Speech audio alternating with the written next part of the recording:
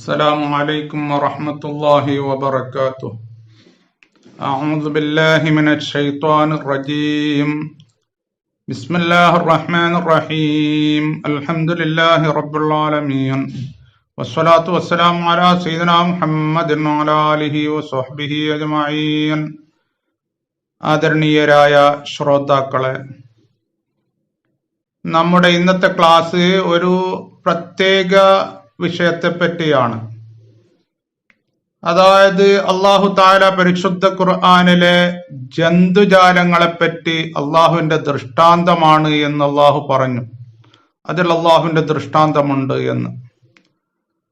അതിൽ പ്രത്യേകിച്ച് അള്ളാഹു താല പരിശുദ്ധ ഖുർആനിൽ പറഞ്ഞു, അഫലാ യൻദുറൂന ഇലൽ ഇബ്ലി കൈഫ ഖുലിഖത്.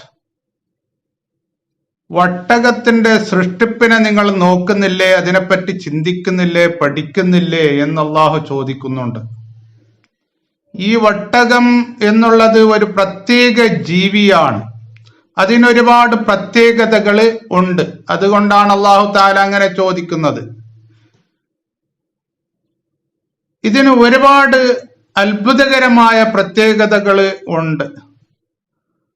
അത് ഒരുപാട് ദിവസങ്ങളോളം വെള്ളങ്ങളില്ലാതെ ഭക്ഷണമില്ലാതെ അതിന് ജീവിക്കുവാൻ കഴിയും.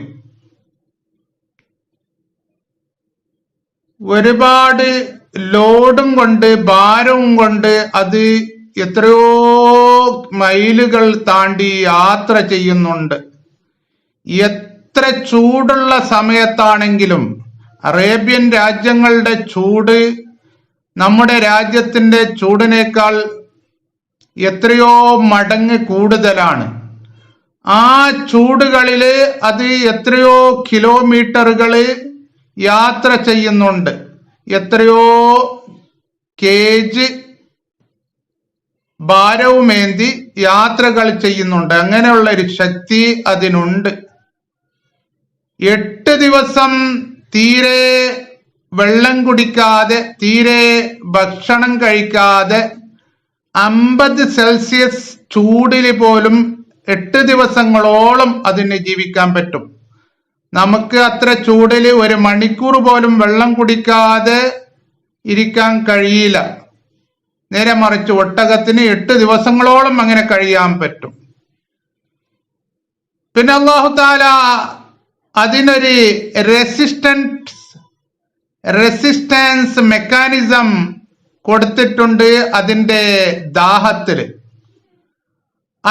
ദാഹത്തിന് വേണ്ടുന്നത് പോലെ അതിന് തിരിക്കാൻ പറ്റും. അതായത് അതിന്റെ ഇന്റേണൽ അകത്തുള്ള ടെമ്പറേച്ചറുകളെ, ചൂടുകളെ 41 സെൽഷ്യസ് വരെ അതിനെ കൂട്ടാനും പറ്റും. തണുപ്പുള്ള സമയത്ത് 30 സെൽഷ്യസ് വരെ അതിന്റെ ടെമ്പറേച്ചറുകളെ കുറയ്ക്കാനും പറ്റും. അറേബ്യൻ രാജ്യങ്ങളിൽ തണുപ്പുകളാണെങ്കിൽ ഭയങ്കരം തണുപ്പായിരിക്കും. ചിലയിടങ്ങളില്, ചില രാത്രികളിലെല്ലാം സഹിക്കാൻ വയ്യാത്ത തണുപ്പായിരിക്കും. ആ സമയത്തൊക്കെ അതിന്റെ ദാഹത്തെ അതിന് വേണ്ടുന്നത് പോലെ അഡ്ജസ്റ്റ് ചെയ്ത് ജീവിക്കാൻ പറ്റുന്ന ഒരു ജീവിയാണ് ഒട്ടകം.